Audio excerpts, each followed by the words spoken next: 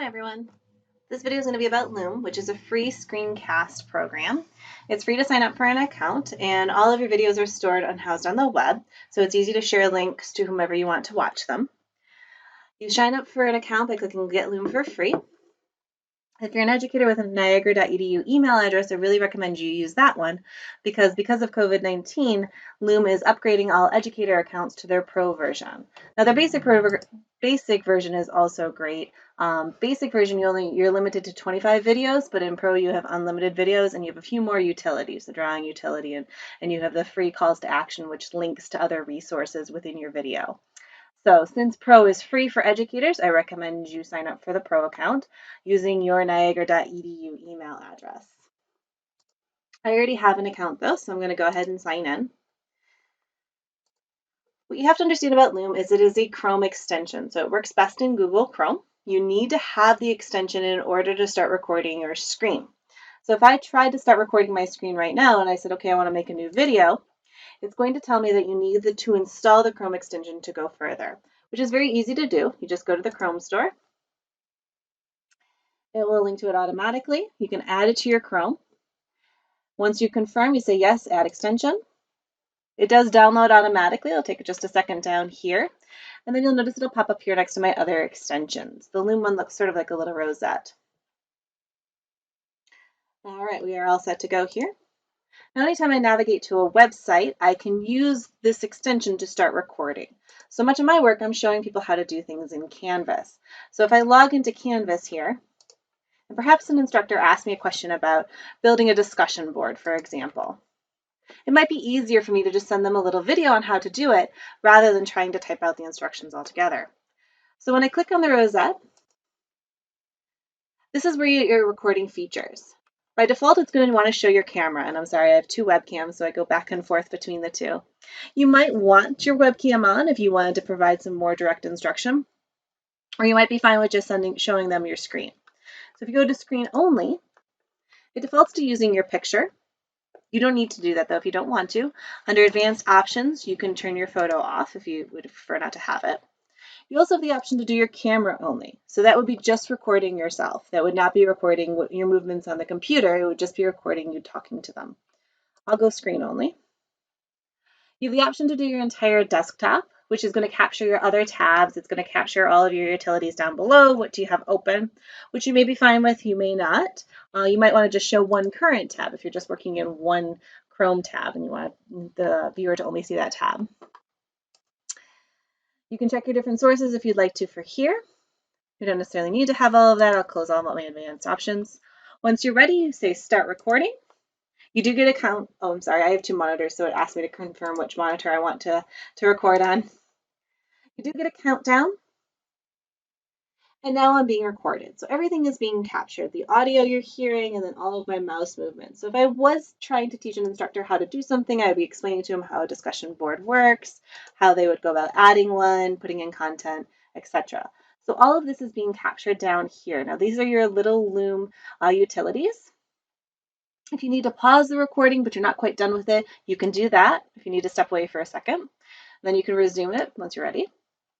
If you want to trash the video entirely and you don't want to use it, that's the red X. It does ask you, do you want to confirm it? If you change your mind and you do want to turn your camera on, you do have the option there still under your camera settings. And so like I said, everything is being recorded, but now I'm done with this one. I'm finished recording. I'm happy with it. Once I click this green check mark that says finish recording, it kicks me back to Loom automatically. And you'll notice that I got the command saying that my link has been copied. This has now been created into a fast little video for me. And I can copy this link and share it with whoever I needed to send it to. So if I hop into my email,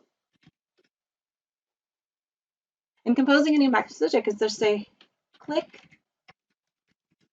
here to watch a video.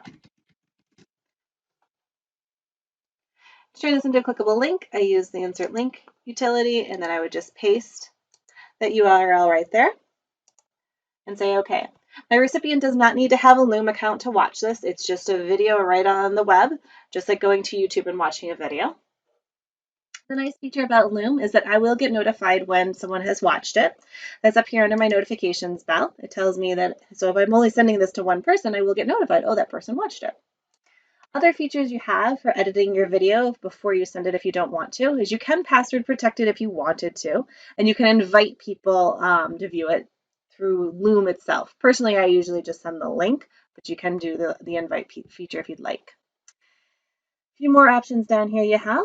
Your recipient and yourself, you can download the video. If you download it, it renders as a MP4. You have the option to duplicate it. You have the option to trash it if it's not what you wanted. And then, of course, your sharing utility. You can grab the link if you need to, but you can also post it to your social media if you have that linked.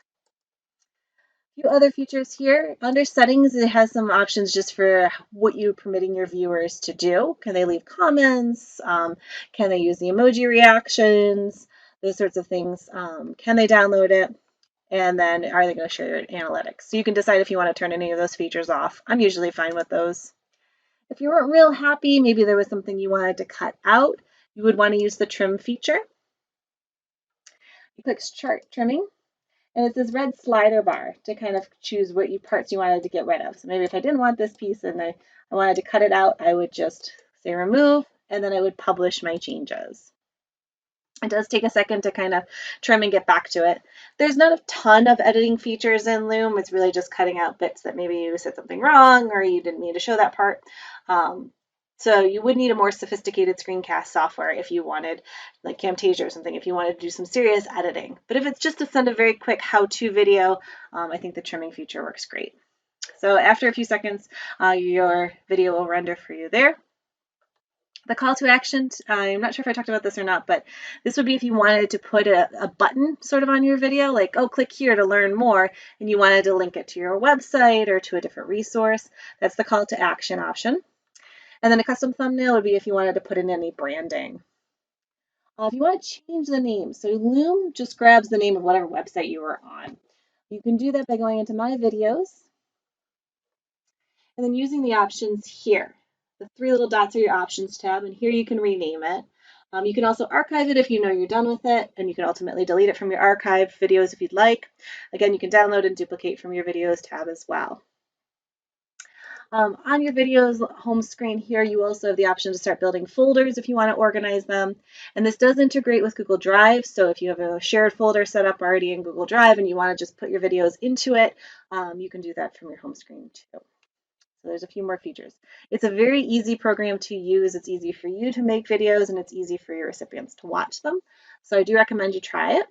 If you have any questions, please let me know.